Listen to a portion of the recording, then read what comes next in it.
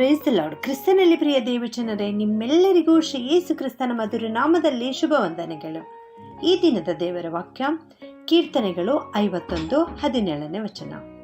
ಕುಗ್ಗಿದ ಮನಸ್ಸೇ ದೇವರಿಗೆ ಇಷ್ಟಯಜ್ಞ.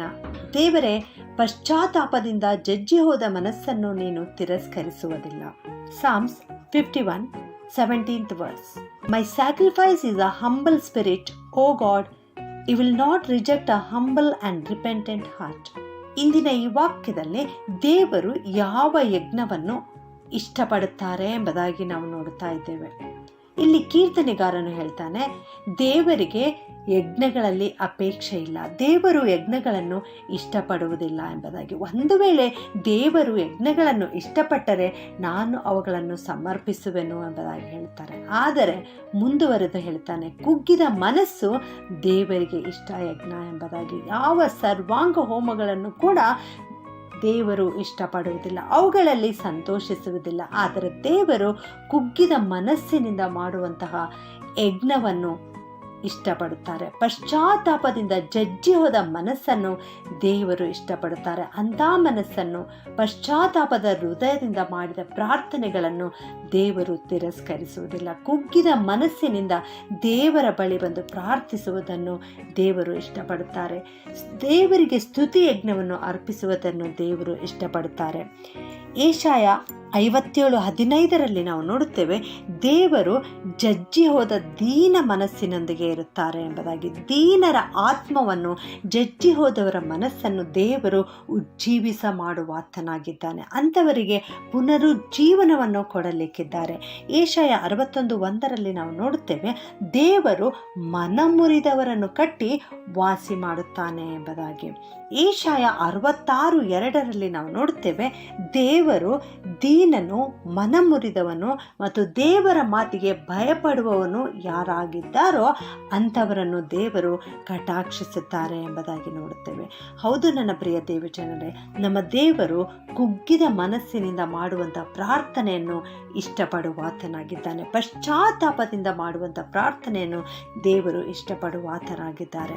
ನಮ್ಮ ಪರಿಸ್ಥಿತಿಗಳು ಅನುಕೂಲವಾಗಿರುವಾಗ, ಎಲ್ಲ ರೀತಿಯಲ್ಲಿ ಸರಿಯಾಗಿರುವಾಗ ನಾವು ದೇವರನ್ನು ಸ್ತುತಿಸುತ್ತೇವೆ, ಕೊಂಡಾಡುತ್ತೇವೆ. ಆದರೆ ಆ ಪರಿಸ್ಥಿತಿಗಳು ಅನುಕೂಲವಿಲ್ಲದಿರುವಾಗಲೂ ಕೂಡ ನಾವು ಕರ್ತನನ್ನು ಸ್ತುತಿಸಬೇಕು. ನಮ್ಮ ಅನಾರೋಗ್ಯದಲ್ಲಿಯೂ ಕೂಡ ಕರ್ತನನ್ನು ಸ್ತುತಿಸಬೇಕು. ನಮ್ಮ ಕೊರತೆಗಳಲ್ಲಿಯೂ ಕೂಡ ಕರ್ತನನ್ನು ಸ್ತುತಿಸಬೇಕು. ಹಬಕ್ಕೂಕ 3:17-18 ನಾವು ನೋಡುತ್ತೇವೆ, ಹಬಕ್ಕೂಕ ಪ್ರವಾದಿಯು ಹೀಗೆ ಹೇಳುತ್ತಾನೆ, ಅವನ ಬಳಿ ಯಾವ ಆಶೀರ್ವಾದಗಳಿಲ್ಲದಿದ್ದರೂ, ಕೊರತೆಗಳು ಅವನ ಜೀವನದಲ್ಲಿ ಇರುವುದಾದರೂ ಕೂಡ ಅವನು ಕರ್ತನಲ್ಲಿ ಉಲ್ಲಾಸಿಸುತ್ತೇನೆ, ನಾನು ರಕ್ಷಕನಾದ ದೇವರಲ್ಲಿ ಆನಂದಿಸುತ್ತೇನೆ ಎಂಬುದಾಗಿ ಹೇಳ್ತಾ ಇದ್ದಾನೆ. ಅಂಜೂರ ಫಲ ಕೊಡ್ತಾ ಇಲ್ಲ, ದ್ರಾಕ್ಷಾಲತೆ ಹಣ್ಣು ಕೊಡ್ತಾ ಇಲ್ಲ, ಎಣ್ಣೆ ಮರದ ಉತ್ಪತ್ತಿ ಇಲ್ಲ, ಹೊಲ ಗದ್ದೆಗಳು ಆಹಾರ ಕೊಡ್ತಾ ಇಲ್ಲ, ಹಟ್ಟಿಯೊಳಗೆ, ಕೊಟ್ಟಿಗೆಯೊಳಗೆ ಯಾವ ಹಿಂಡು ಇಲ್ಲ, ಮಂದೆಯೂ ಇಲ್ಲ. ಆದರೂ ಕೂಡ ಅವನು ಹೇಳ್ತಾನೆ, ನಾನು ಯೆಹೋವನಲ್ಲಿ ಉಲ್ಲಾಸಿಸುತ್ತೇನೆ ಎಂಬುದಾಗಿ. ಹೌದು ನನ್ನ ಪ್ರಿಯ ದೇವಜನರೇ, ನಮ್ಮ ಕಷ್ಟದಲ್ಲಿಯೂ, ನಮ್ಮ ನಷ್ಟದಲ್ಲಿಯೂ, ನಮ್ಮ ಕೊರತೆಗಳಲ್ಲಿಯೂ ನಾವು ದೇವರನ್ನು ಸ್ತುತಿಸಬೇಕು. ನಮ್ಮ ಕಷ್ಟಗಳನ್ನು, ದುಃಖಗಳನ್ನು, ಸಮಸ್ಯೆಗಳನ್ನು ದೇವರು ಮಾರ್ಪಡಿಸುತ್ತಾನೆ ಎನ್ನುವ ನಂಬಿಕೆ ನಮ್ಮಲ್ಲಿ ಇರಬೇಕು. ಈ ನಂಬಿಕೆ ನಮ್ಮಲ್ಲಿ ಇರುವುದಾದರೆ ನಾವು ಕರ್ತನಿಗೆ ಸ್ತುತಿ ಯಜ್ಞವನ್ನು ಸಮರ್ಪಿಸಲಿಕ್ಕೆ ಸಾಧ್ಯವಾಗುತ್ತದೆ. ನಾವು ಕುಗ್ಗಿ ಹೋದಂಥ ಮನಸ್ಸಿನಿಂದ ಇರುವಾಗಲೂ ಕೂಡ, ಕೊರತೆಗಳಿಂದ ಇರುವಾಗಲೂ ಕೂಡ ನಾವು ದೇವರ ಮೇಲೆ ಅಚಲವಾದ, ದೃಢವಾದ ನಂಬಿಕೆ ಇಡುವುದಾದರೆ ನಾವು ಕರ್ತನಿಗೆ ಪ್ರಾರ್ಥನೆ ಮಾಡಲಿಕ್ಕೆ ಸಾಧ್ಯವಾಗುತ್ತದೆ. ನಾವು ಕರ್ತನಲ್ಲಿ ಪ್ರಾರ್ಥಿಸುವಾಗ ನಮ್ಮ ಕೊರತೆಗಳು ಎಲ್ಲವೂ ನೀಗಲ್ಪಡುತ್ತವೆ. ನಾವು ಕರ್ತನಲ್ಲಿ ನಂಬಿಕೆ ಇಟ್ಟು ಪ್ರಾರ್ಥನೆ ಮಾಡಬೇಕು. ಆಗ ಎಲ್ಲ ಅಂಧಕಾರ ಶಕ್ತಿಯು ನಾಶವಾಗಿ ದೇವರ ಪ್ರಸನ್ನತೆ ಇಳಿದು ಬರುತ್ತದೆ. ಎಲ್ಲ ಆಶೀರ್ವಾದವು ನಮ್ಮ ಮೇಲೆ ಬರುತ್ತವೆ. ಪ್ರಾರ್ಥನೆ ಮಾಡಿಕೊಳ್ಳೋಣ. ಭೂಪರಲೋಕಗಳ ಒಡೆಯನಾಗಿರುವಂಥ ನಮ್ಮ ಪರಲೋಕದ ತಂದೆಯೇ, ನಿನಗೆ ಸ್ತೋತ್ರ ಉಂಟಾಗಲಿಯಪ್ಪ. ಇಂದು ನೀವು ಕೊಟ್ಟಿರೋ ವಾಕ್ಯಕ್ಕೋಸ್ಕರ ವಂದಿಸ್ತೇನಪ್ಪ. ನೀವು ಯಾವ ಸರ್ವಾಂಗ ಹೋಮಗಳನ್ನು ನೀವು ಇಷ್ಟಪಡುವುದಿಲ್ಲಪ್ಪ, ಯಾವ ಯಜ್ಞಗಳನ್ನು ನೀವು ಇಷ್ಟಪಡುವುದಿಲ್ಲ. ಆದರೆ ಕುಗ್ಗಿದ ಮನಸ್ಸನ್ನೇ ನೀವು ಇಷ್ಟಪಡುವಂಥ ಯಜ್ಞವಾಗಿದೆ ಎಂಬುದಾಗಿ ಎಂದು ಕಲಿತಿದ್ದೇವೆ ಕರ್ತನಪ್ಪ. ದೀನರಾಗಿ ಕುಗ್ಗಿದ ಮನಸ್ಸಿನಿಂದ, ಜಜ್ಜಿ ಹೋದ ಹೃದಯದಿಂದ, ಪಶ್ಚಾತ್ತಾಪದ ಹೃದಯದಿಂದ ಇಂದು ನಿಮ್ಮ ಪಾದದ ಬಳಿ ಬಂದಿದ್ದೇವೆ ಕರ್ತನೆ. ನಮ್ಮೆಲ್ಲರನ್ನು ಆಶೀರ್ವಾದ ಮಾಡುಪ್ಪ.